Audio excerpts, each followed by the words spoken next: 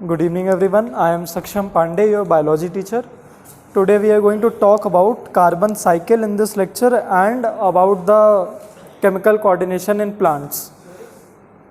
Theory? And also the theory which leads to the opening and closing of stomata. अगर प्रक्षत ना होता तो आप लोग कितनी चीज़ें मिस कर जाते हैं. हाँ देखिए, सबसे पहले तो let's see how the stomata opens and closes. इसके पीछे की थ्योरीज क्या क्या है. ये कौन सा लेक्चर होगा अपना? आप लोग तो कुछ गलती बताएंगे, हम ही को देखना पड़ेगा. कल तो वो हमको 50वें लेक्चर पे पहुंचा दिए थे. 54. हाँ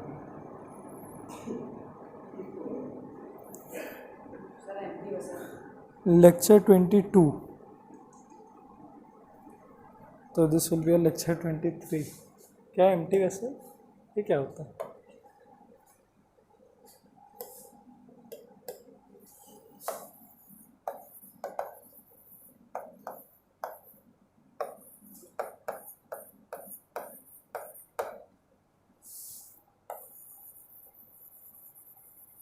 opening and closing of stomata. कि जब ट्रांसपिरेशन होता है, फोटोसिंथेसिस होता है, तो ये स्टोमाटा खुलते बंद होते हैं, मतलब खुले ही रहते हैं पूरे दिन के टाइम.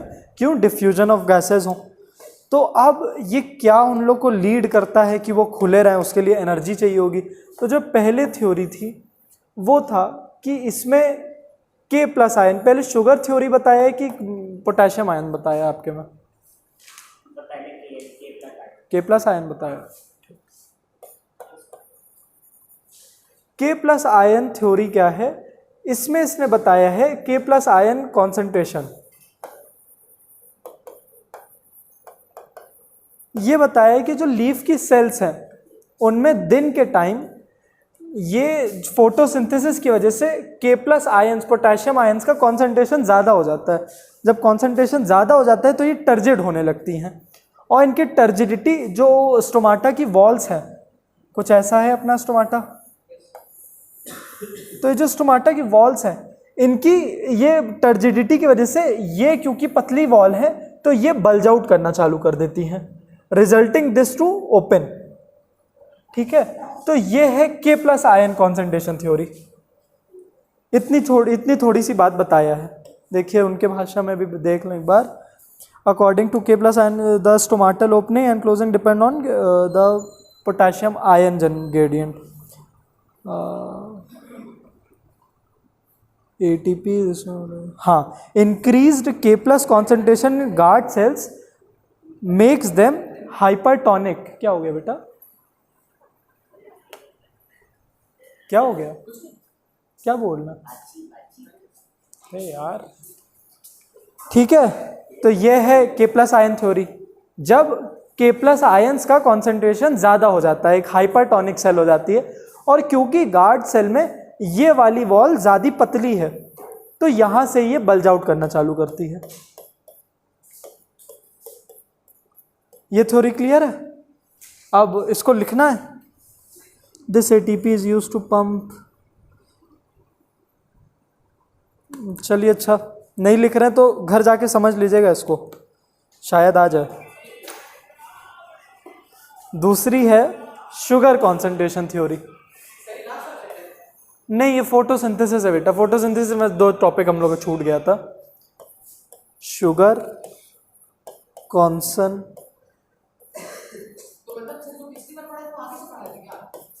ये छोड़ दिए थे ना, अगर याद हो आपको. बस ये एक ये छोड़ दिए थे, कार्बन साइकिल कॉन्सेंट्रेशन. हाँ, गार्ड सेल है. हाँ, हमको सलवार सुनाई थे.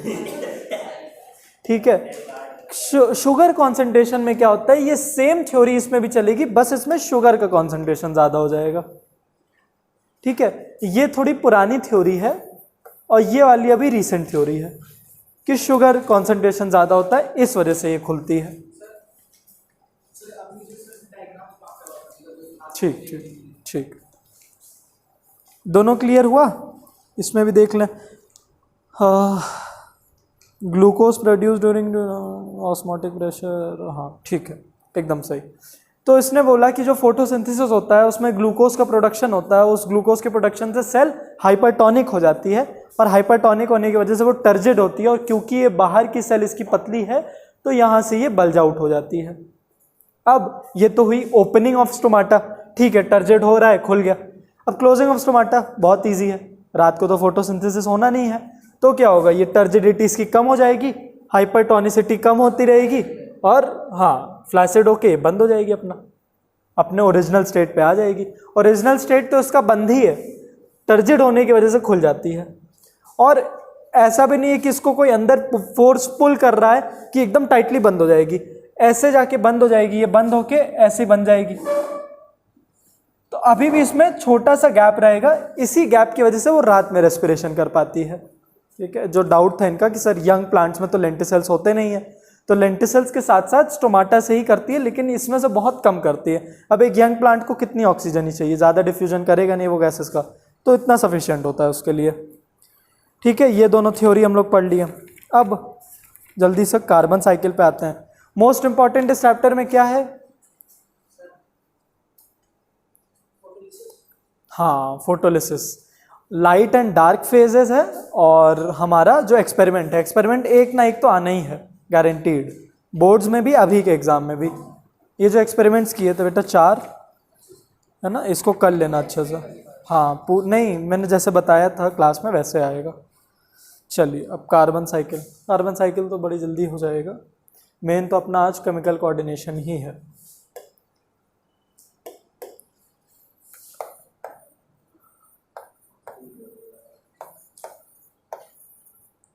कार्बन साइकिल क्या बताती है कि जो CO2 का प्रोडक्शन हो रहा है, ये CO2 का प्रोडक्शन होगा, प्रोड्यूसर्स करेंगे और उसको कंज्यूमर्स इनटेक लेंगे, फिर वो डिकम्पोज हो जाएंगे, और फिर वो, मतलब ये पूरा प्रोसेस कार्बन साइकिल में है। कार्बन डाइऑक्साइड एटमॉस्फेयर में आएगी, कोई लेगा, फिर एटमॉस्फेयर में देगा। अब ये फ्लो चार्ट कैसे बनता है? सबसे पहले आता है अपना प्रोड्यूसर, फिर कंज्यूमर, उसके बाद रेस्पिरेशन, फिर डिकम्पोजिशन। तो प्रोड्यूसर इसके कौन होंगे? प्लांट्स, प्रोड्यूसर्स जो कि हमारे प्लांट्स, ये रिलीज करेंगे एटमॉस्फेयर में CO2, इन्होंने रिलीज किया CO2। उसके बाद आते हैं हमारे कंज्यूमर्स, कंज्यूमर्स कौन होंगे? नहीं, एटमॉस्फेयर कंज्यूम थोड़ी ना करता, वो तो बस रखता है अपने साथ। हमारे जो एयर नहीं कंज्यूम करेगी, जितने भी लिविंग ऑर्गेनिजम्स हैं वो लोग CO2 थोड़ा बहुत लेंगे, मतलब प्लांट भी तो CO2 लेता है, तो वो, हाँ नहीं ऑल नहीं बोलेंगे, हाँ लिविंग ऑर्गेनिजम्स लाइक प्लांट्स, ठीक है, वो सब लेंगे। ह्यूमंस तो ऑक्सीजन लेंगे,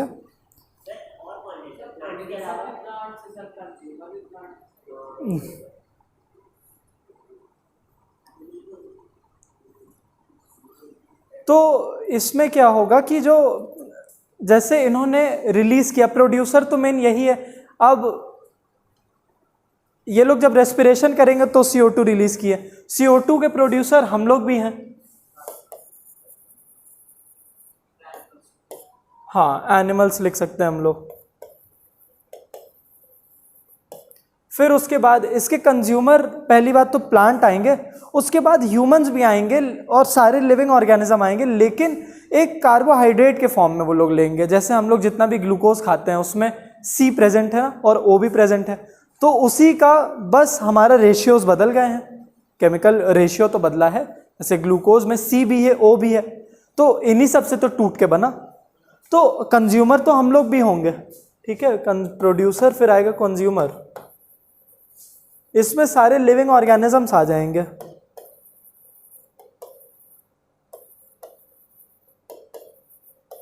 लेकिन ये उसको कंज्यूम करेंगे in the form of carbohydrates.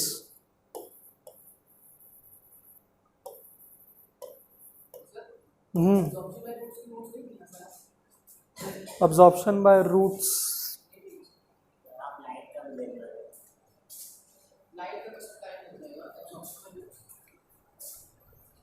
पता नहीं, याद नहीं यार। कार्बोहाइड्रेट्स क्या होता है? जिसमें C, H और O प्रेजेंट हो। अब जिस भी रेशियो में प्रेजेंट हो, जैसे ग्लूकोज में 6, 12 और 6 के रेशियो में प्रेजेंट होता है, ठीक है। तो ये हमारा कार्बोहाइड्रेट्स। फिर उसके बाद आएंगे रेस्पिरेशन, उसके बाद होगा रेस्पिरेशन इसका।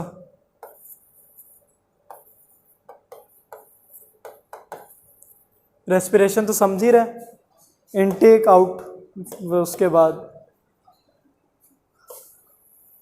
उसके बाद होगा यही क्या, जो भी लिविंग ऑर्गेनिज्म है वो डीके भी करेंगे, मरेंगे, उसके बाद डीकॉम्पोजिशन होगा। नहीं, कार्बन डाइऑक्साइड कोई भी चीज़ आप जलाते हो, जब डीकम्पोज करते हो तो उसमें से कार्बन तो निकलता ही है, नहीं निकलता है? निकलता है। वो जो ब्लैक ब्लैक जमा होता है ऊपर, सूटी बोलते हैं, वो कार्बन ही था। जो कार्बन पेपर होता है काला काला, जो इंक होती है, वो कार्बन ही तो होती है। हाँ, तो डीकॉम्पोजिशन वही तो होगा। तो डी नहीं, वो मैं समझाने के लिए बता रहा हूँ कि हर चीज़ के अंदर, हमारा जो भी लिविंग चीज़ है उसके अंदर होता ही होता है। अब आप उसको जला के भी देख सकते हो, जब उसके अंदर वो जब उसका कॉन्स्टिट्यूएंट ही है, जैसे हम लोग सेल्यूलोज से बने हैं तो उसमें तो है ही C, कार्बन तो उसमें है ही। तो हर लिविंग ऑर्गेनिज्म में कार्बन है, तो वो डिकम्पोज होके भी तो कार्बन देगा। जो डीकेइंग का प्रोसेस होता है उसमें कार्बन तो लिंक निकलता ही है। डीकॉम्पोजिशन, इसमें डीकेइंग होगी, और डीके होने के बाद फिर से ये CO2 क्या हो जाएगा, एटमॉस्फेयर में आ जाएगा।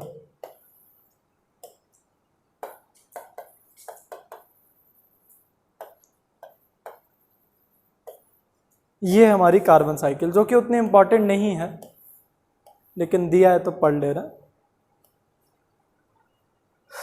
इसको नहीं आना तो नहीं चाहिए, ये वाले एग्जाम में शायद आ जाए, लेकिन बोर्ड्स में नहीं आता है ये,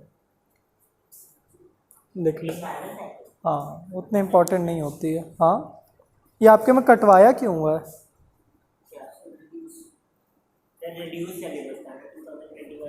अच्छा, हाँ देखिए, कटवा ही दिया जाता है ये, पता नहीं क्यों, इम्पोर्टेंट नहीं होता।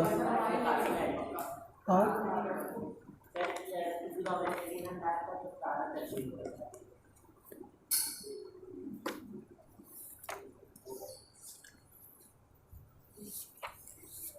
ट्वेंटी 21 बैच का एग्ज़ाम ही नहीं हुआ था।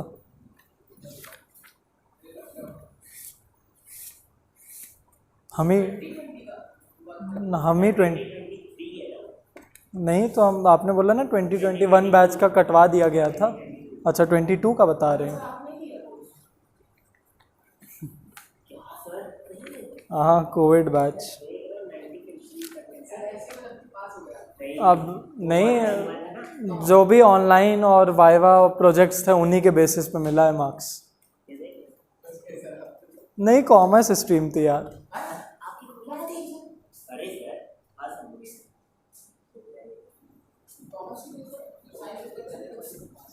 मन था कॉमर्स पढ़ने का भी, बिजनेस में भी इंटरेस्ट है ना। चलिए अब अपने मेन टॉपिक पे आते हैं, केमिकल कोऑर्डिनेशन।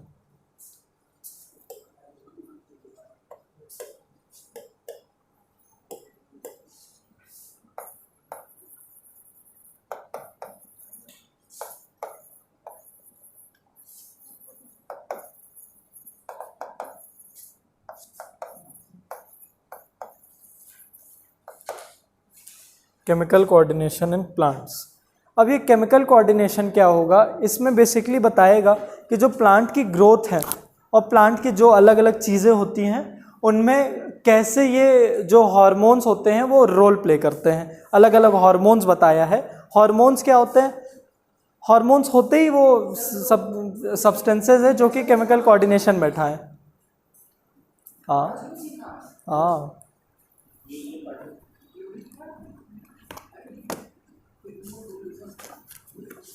चलिए इसमें लिखिएगा अच्छे से, क्योंकि बुक में अच्छे से नहीं दिया है तो मैं ही लिखवा दे रहा हूँ, अच्छे से लिख लीजिएगा। चलिए लिख लीजिए, सबसे पहले लिखिए हाँ लिखिए तो बता रहे ना। Growth regulators in the plant. इस चैप्टर में आप पढ़ेंगे कौन कौन से हार्मोन्स हमारे ग्रोथ को रेगुलेट करते हैं।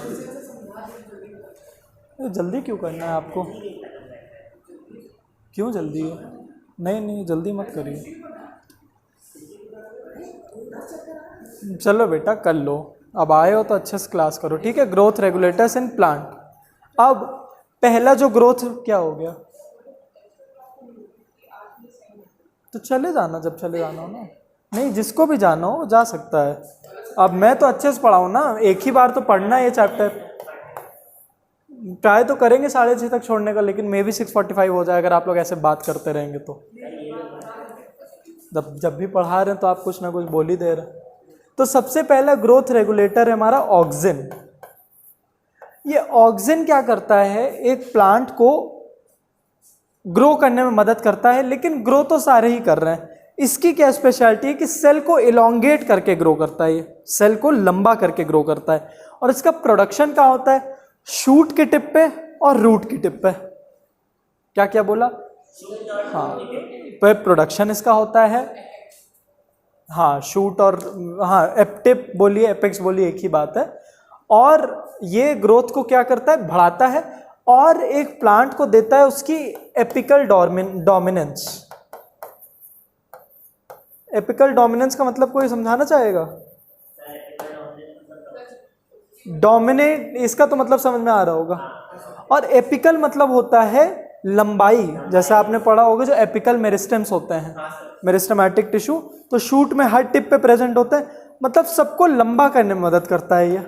तो यहाँ से ब्रांचेस है उसकी टिप पे प्रेजेंट है तो उसको लंबा करेगा, तो इलोंगेट करेगा और सेल्स को इलोंगेट कर करके ये लंबा करता है प्लांट को, ठीक है। तो लिखिए फिर,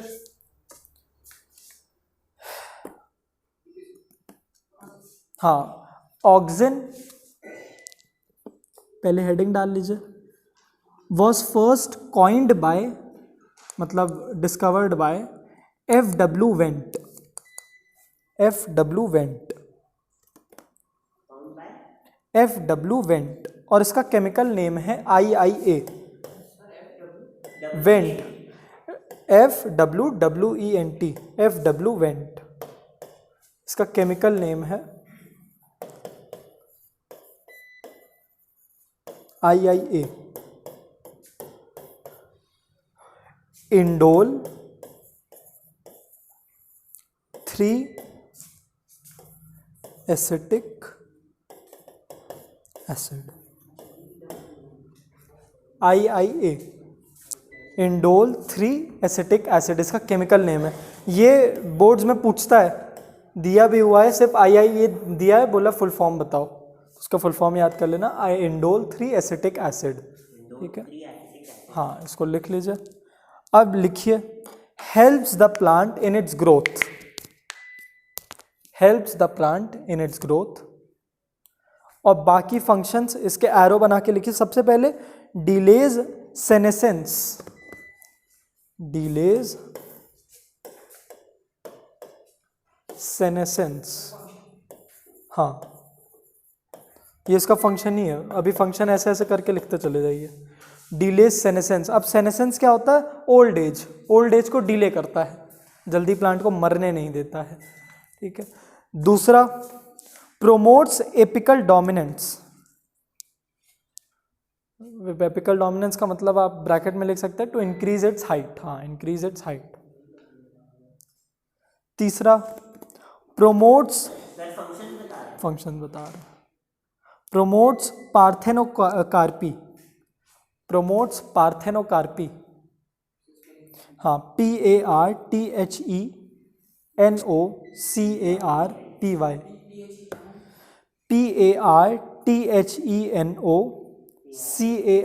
PARTHENOCARPY। इसका मतलब होता है कि बिना फर्टिलाइजेशन किए एक फ्रूट में, मतलब हम लोग देखें कि फ्रूट तभी होता है जब एक फ्लावर का फर्टिलाइजेशन होता है, फिर जो उसके अंदर का ओव्यूल है वो सीड बन जाता है। लेकिन इसमें बिना फर्टिलाइजेशन के फ्रूट बनाने की कोशिश कर रहा है। जैसे कि एक बनाना, बनाना में आप देखेंगे कि उसमें सीड नहीं है, बनाना में सीड नहीं है ना, नहीं नहीं, वो सीड नहीं है। अब बहुत ज़्यादा राइपेंड लेंगे तो अंदर वाला वो उसका seed is suppose to be very hard, क्योंकि वो टेस्ट और टेगमेंट से कवर्ड होती है। अगर उसका आउटर कवरिंग हार्ड नहीं है मतलब वो सीड उतना अच्छा नहीं है। जैसे वाटरमेलन के भी बड़े ही मतलब मुलायम सीड है, लेकिन तब भी वो हार्ड है कि आपको दिखेंगे। इसकी तरह नहीं कि आप उसको खा गए गल गया। सीड ऐसे नहीं होते हैं, सीड हमेशा डॉर्मेंट होते हैं। अब इनका तो क्या ही जैसे अगर आप वाटरमेलन का भी खा लो, उसके सीड अगर आप फेंकते हो तो बहुत हफ्तों तक वैसे ही पड़ा रहेगा, और उसके बाद पानी में डाल दोगे फिर वो उगना स्टार्ट कर देगा। तो क्योंकि वो डॉर्मेंट सीड है, वो इतना हार्ड है कि अंदर से वो लिविंग है अभी भी। उसके अभी जब आप उसको जर्मिनेट करने के लिए डालोगे तो उसका वे प्लूम्यूल निकलने लगेगा बाहर, है ना। तो ये डॉर्मेंट सीड है, लेकिन बनाना में ऐसा कुछ नहीं है। तो वो एक पार्थेनोकार्पिक फ्रूट है। बनाना पे लिख भी लीजिए पार्थेनोकार्पिक फ्रूट। पार्थेनोकार्पिक फ्रूट का मतलब फ्रूट विदाउट सीड।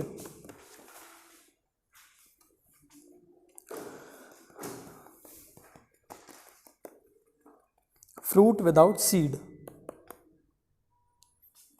फिर fourth, promotes growth by cell elongation. Promotes growth by cell elongation. इतनी ही चीजें पूछ सकता है ऑक्जेंस में। बाय सेल एलोंगेशन, सेल को लंबा करके, सेल एलोंगेशन। फिर एपिकल डोमिनेंस क्यों लिखवाया? तो अल्टीमेटली अगर वो लंबा कर रहे हैं सेल को तो वो एपिकल डोमिनेंस ला रहा है, उसकी एक चीज़ तो बतानी है। जैसे अब लैटरल डोमिनेंस कोई और केमिकल लेके आएगा, लैटरल मतलब उसकी गर्थ कोई और देगा, लेकिन लंबाई कौन दे रहा है वो बताना तो ज़रूरी है ना कि ये केमिकल उसके लिए रिस्पॉन्सिबल है। अब वो उसका इतना मेजर फंक्शन है, क्यों ना बताएं उसको। फिर सेकंड है gibberellins. Second chemical is गिबरलिंस।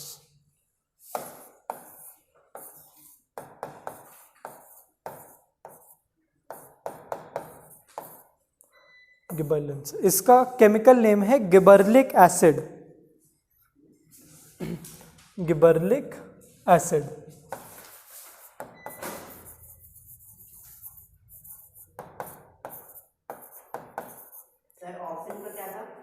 Auxin का है IIA, indole 3 acetic acid. Chemical name काफ़ी बार पूछता है, पूछ लगा गिबरलिंस का केमिकल नेम बताओ तो लिख देना हाँ IIA। नहीं IIA है सिर्फ। ठीक है, उससे लिख लीजिएगा प्रतिशत से।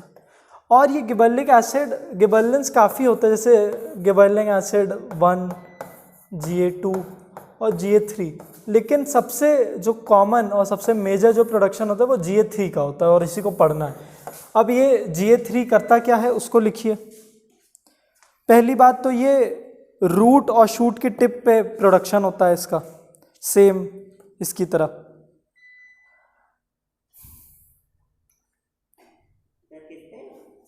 हाँ क्या? तो स्टेम का एपेक्स तो वही हो ना, शूट का टिप। ठीक है, अब सबसे पहले इसका फंक्शन लिखिए, breaks seed dormancy. Breaks seed dormancy, इसका मतलब क्या? हाँ, इससे क्या होगा? हाँ नहीं नहीं, जर्मिनेशन करना स्टार्ट करेगी। जैसे इसको मैं अगर कोई एग्जांपल समझाऊं, डॉर्मेंट मतलब, हाँ बहुत बढ़िया, कि हाँ ऐसे समझ लीजिए कि अभी सीड सो रहा है, उसको वो नींद से जगाता है कि उठो जर्मिनेट करो। ठीक है, कौन जगाता है? Gibberellic acid. फिर दूसरा डिले सेनेसेंस।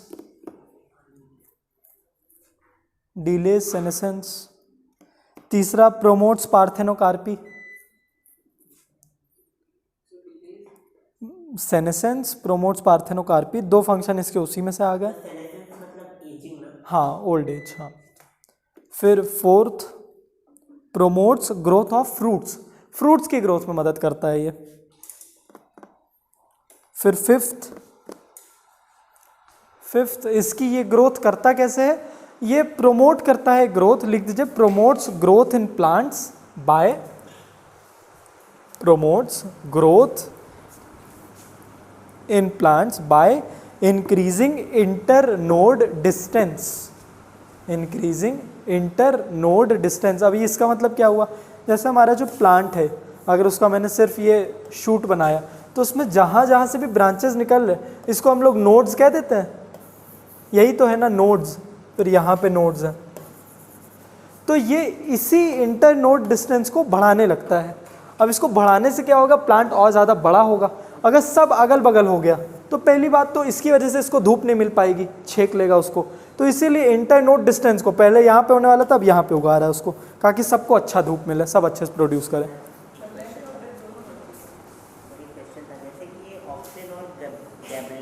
हाँ, दो सेम है। हाँ, तो सर मान लीजिए एग्जाम में वो एमसीक्यू आते हैं तो उसमें पूछ लिया कि growth of plant elongate by auxin और गैब्रेलिन और नहीं, अब देखिए इलोंगेशन वर्ड देगा तो आपको ऑक्सिन लिखना पड़ेगा, क्योंकि इससे इलोंगेशन का काम ऑक्सिन का है। इसका काम क्या है, इंटरनोड डिस्टेंस बढ़ाना। ठीक है, ग्रोथ दोनों दे रहे हैं, लेकिन वो एपिकल डोमिनेंस ला रहा है और ये इंटरनोड डिस्टेंस को बढ़ा रहा है। तो ये रखने वाली चीज़ है। हाँ, जो आप अगर बोलता है कि name a chemical which promotes growth in the plant, तो आप कुछ भी लिख सकते हो।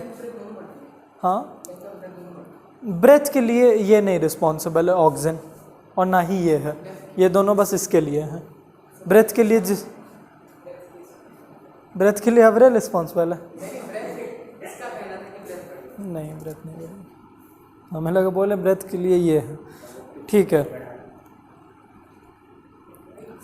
फिर थर्ड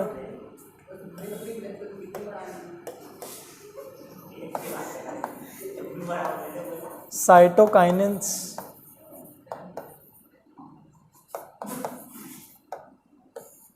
साइटोकाइनेंस ये क्या करेगा, ये इसका सारा फंक्शन सेम है गिबरेलिंस के जैसे, बस ये एक और काम करेगा, ये प्रोमोट करता है सेल डिवीजन को। तो लिख लीजिए साइटोकाइनेंस में भी सेम एज गिबरेलिंस। फिर एक और function promote cell division, promotes cell division.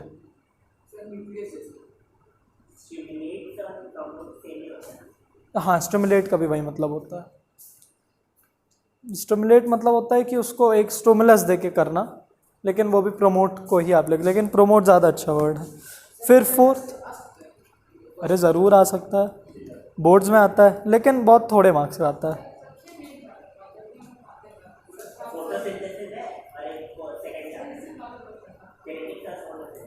बेटा ज़्यादा चैप्टर आएंगे आपके उससे, इस क्रोमोसोम वाले से। जेनेटिक तो उसके अगला चैप्टर है। चलिए, फिर फोर्थ एब्सिसिक एसिड, ABA। ये भी पूछता है, ABA दे देगा, बोलेगा इसका फुल फॉर्म बताओ। तो ABA का फुल फॉर्म क्या है, एब्सिसिक एसिड। लिखिए ABSCI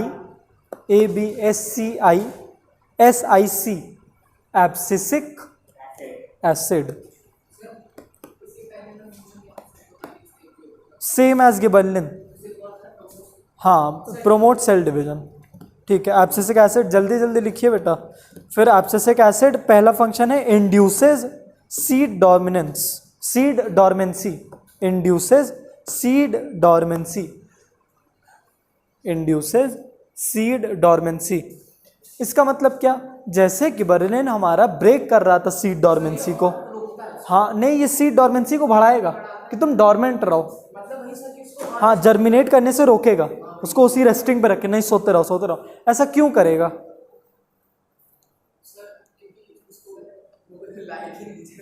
नहीं, वो तब इसलिए करेगा कि अगर अनफेवरेबल कंडीशन है, जैसे बहुत ज़्यादा धूप है, पानी नहीं है, तब भी गलती से वो जर्मिनेट करने लगे, तो उसको बोलेगा नहीं अनफेवरेबल कंडीशन है, तो अभी भी सो, जब सही समय आएगा तो मैं जगा दूंगा तुम्हें। कौन जगा देगा सही समय आने पे, नहीं, ये तो सुलाता है गिबरेलिन। नहीं, ऑक्सीजन नहीं जगाता, गिबरेलिन जगाएगा।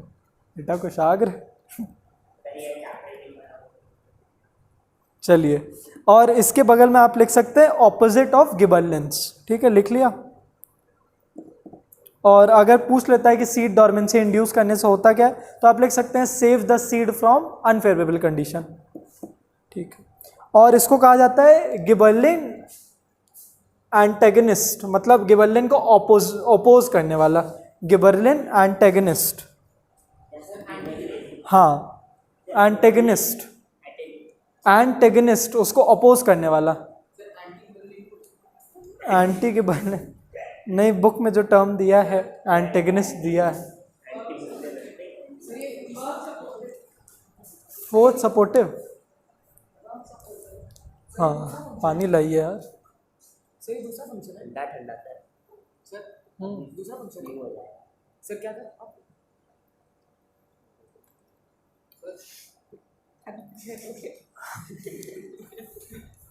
एक बच्चा पानी पी रहे तो बोल और पी लीजिए, दूसरा वाला अरे सर पानी क्या पी रहे, हमको बताइए पॉइंट। सर क्या बता रहे हैं? एंटेगनिस्ट, ANT,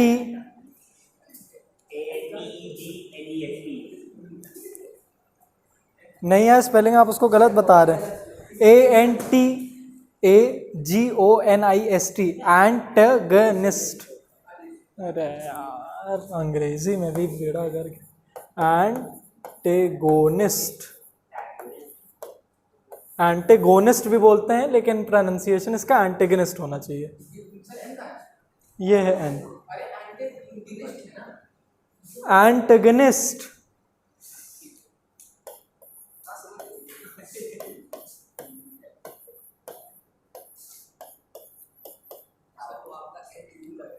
अभी भी कुछ गलत लग रहा है। अच्छा ये वाले पे एन है। चलिए, फिफ्थ इथाइलिन, फिफ्थ है अपना इथाइलिन। हाँ ठीक है।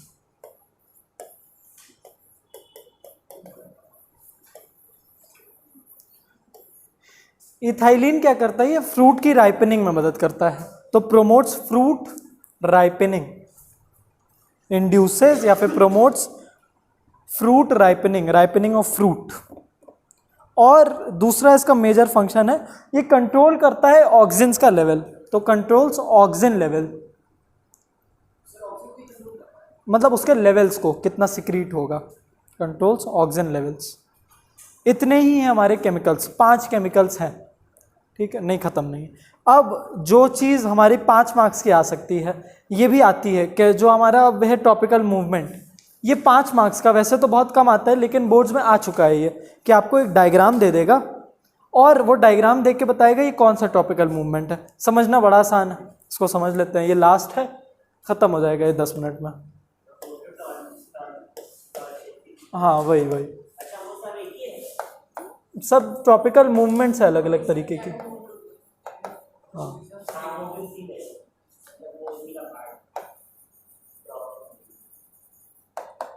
पहले तो टॉपिकल मूवमेंट की डेफिनेशन लिख लीजिए। Movement of the plant part, movement of the parts of plant, movement of the parts of plant in response to external stimuli, in movement of the parts of plants in response to external stimuli, मतलब इसको बाहर से कुछ stimulus मिलेगा। Stimulus मतलब समझ रहे ना, स्टिमुलस मतलब जैसे मैंने आपको, हाँ स्टिमुलस जैसे आपको कोई टच कर दिया, आपको कोई पानी फेंक दिया, तो ये सब स्टिमुलाई है। इसके रिस्पॉन्स में आपकी बॉडी कुछ करेगी ना, जैसे आपको किसी ने कुछ चुभाया, हाँ तो आप, हाँ तो वो एक स्टिमुलस होगा। तो स्टिमुलस वो कोई भी चीज़ होती है जिसके अगेंस्ट आपकी बॉडी कोई रिस्पॉन्स करती है। ठीक है, तो स्टिमुलस इनके केस में क्या हो सकता है, वाटर हो सकता है, लाइट हो सकती है, ग्रेविटी हो सकती है, in response to external stimuli, और एक इंटरनल भी होगा लेकिन एक्सटर्नल आप लिख सकते हैं। ठीक है, example water, sunlight, gravity etcetera.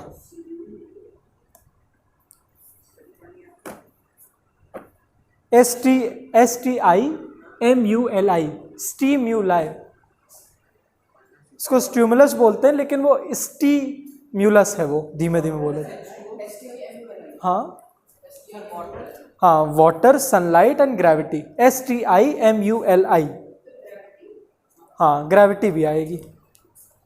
चलिए, अब अगर मान लीजिए इसको, अगर इसने जिस तरफ उसको, जैसे कोई प्लांट अगर ले लें हम लोग, एक प्लांट ले ही लेते हैं,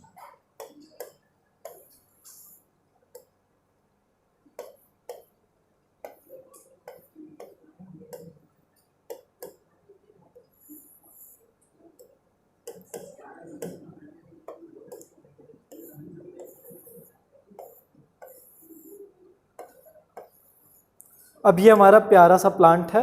अब मान लीजिए कोई इसको एक्सटर्नल स्टिमुलाई मिला, सनलाइट। अब अगर इसने अपना मोशन किया है टुवर्ड्स द स्टिमुलाई, मतलब अगर इसका direction of motion towards the stimuli है, तो ये एक पॉजिटिव मूवमेंट होगा, ठीक है।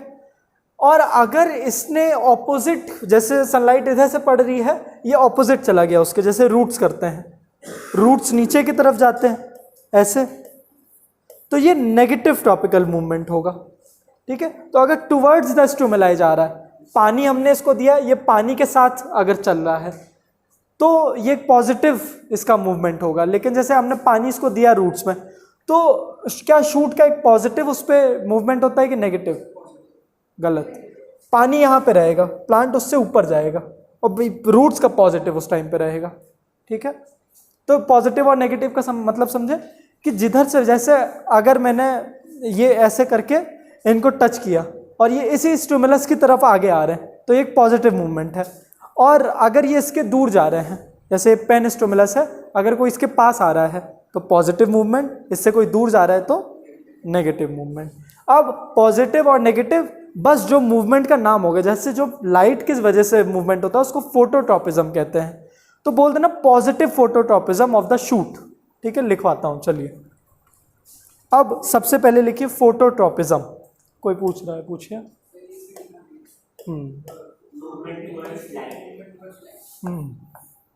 फोटोट्रॉपिज्म, इसका एक डायग्राम भी ले लेते हैं।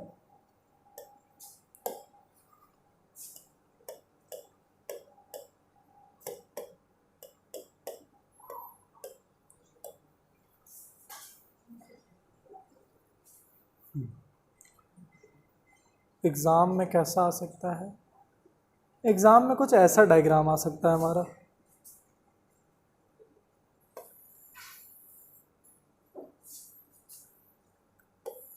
ठीक है, बस ये डायग्राम आएगा, लेकिन ये नहीं दिया रहेगा जो इसने लिख दिया ना, बेंडिंग, ये सब ये छुपा देगा एग्ज़ाम में, क्योंकि ये बता दिया तो आप पूछोगे ही, बताओगे ही क्या, ठीक है। तो ये नहीं दिया हुआ इसमें, ये हिडन है।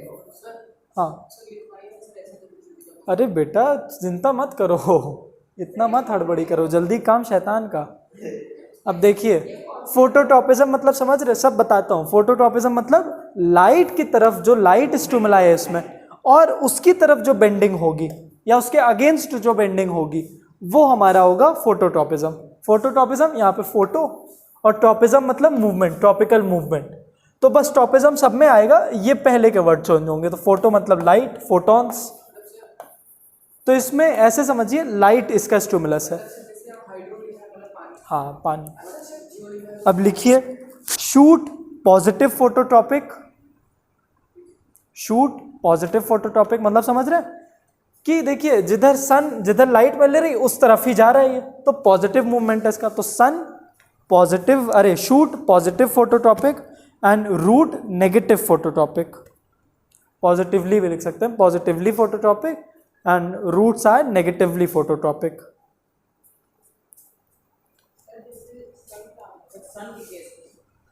सनलाइट, हाँ लाइट के केस में नहीं, सन की तरफ ही तो वो बेंड होता है।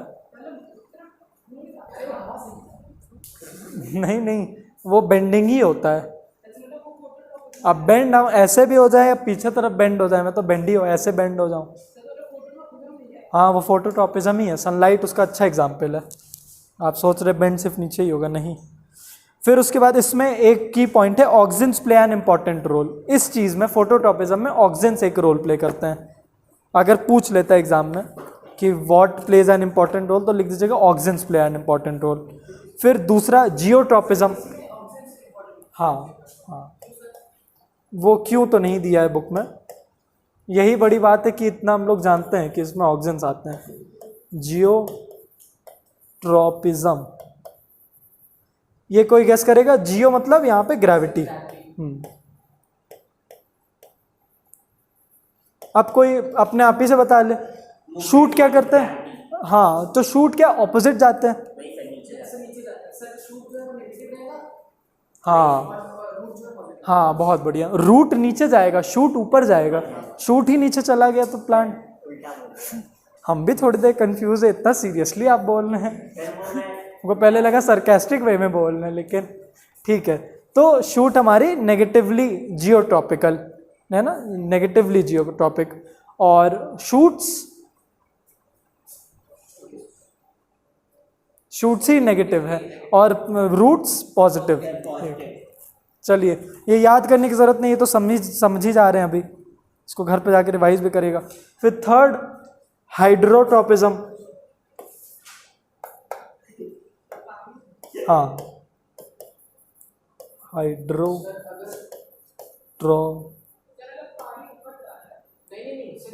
नहीं, पानी तो देखिए, पानी तो यहीं पे मिलने वाला है। पानी का मतलब है यहाँ मिल रहा है पानी। इसको कोई यहाँ नहीं रख देगा कि यहाँ पानी रख देगा और ये चला जाएगा। हाँ, बहुत बढ़िया, ठीक है।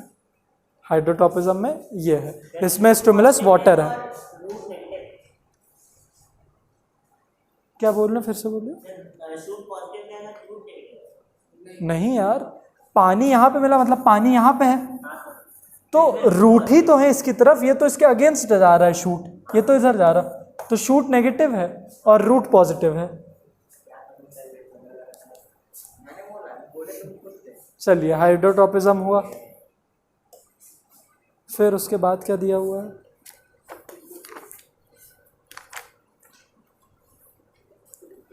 थिग्मोट्रॉपिज्म।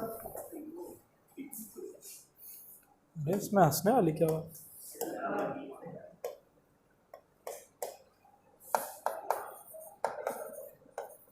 थिग्मोट्रॉपिज्म,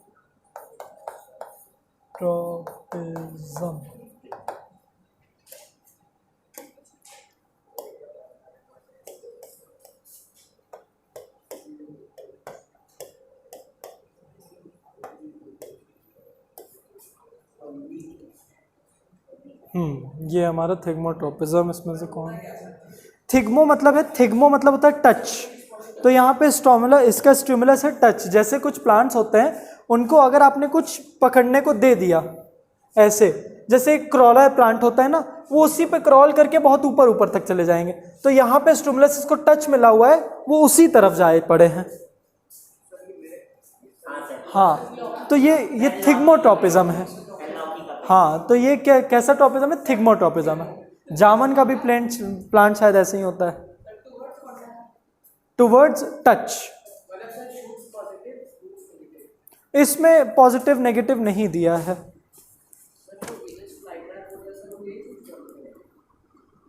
हाँ, बहुत बढ़िया। थिग्मोट्रॉपिज्म में पॉजिटिव नेगेटिव नहीं दिया है।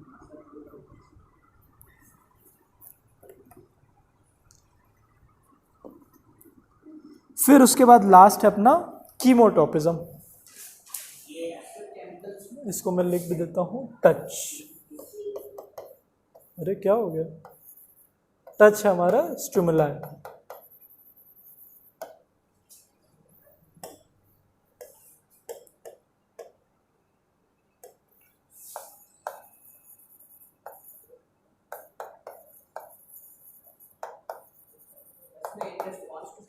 हाँ, केमिकल्स, बहुत बढ़िया। किसमें? कीमो में ना। हाँ, बताते हैं उसको। यही सबसे कंफ्यूजिंग है, बाकी सब तो आसान है। और ये बोर्ड्स में आ भी चुका है कीमोट्रॉपिज्म, शायद 2020 बोर्ड्स में आया था। हाँ, ये एकदम ऐसे ही डायग्राम दिया हुआ था। अब इसमें कीमोट्रॉपिज्म हो रहा है। इसमें होता क्या है? Movement towards chemicals. कीमो मतलब यहाँ पे केमिकल्स। तो केमिकल्स। तो ये जो पॉलन ट्यूब होती है ये हमेशा ऐसा मूवमेंट शो करती है ना? तो ऐसा क्यों? क्योंकि यहाँ पे जो ये स्टाइल है ये रिलीज करता है शुगर एंड पेप्टॉन्स, वही हमारे केमिकल, शुगर्स एंड पेप्टॉन्स। तो इसके रिस्पॉन्स में पॉलन ट्यूब हमेशा इधर जाती है, ऐसे स्टाइल की तरफ जाती है, ठीक है। तो ये है कीमोटॉपिज्म, मूवमेंट टुवर्ड्स केमिकल्स, और केमिकल्स क्या होंगे? Sugar and peptones. अब बोर्ड्स में कैसे पूछा था कि ऐसे दे दिया था ए बी सी, हाँ, अब पूछेगा ए पार्ट क्या है तो क्या लिखेंगे? Pollen tube. B C part क्या है? स्टाइल, ये स्टाइल है। और बी पार्ट क्या है? ओव्यूल है, ओव्यूल है, ओव्यूल। ओवरी तो ये है, ओवरी अगर पूछना होता तो वो बाहर लगाता, उसके अंदर ओव्यूल होता है, लेकिन एग्जाम में सिर्फ ए पार्ट पूछा था।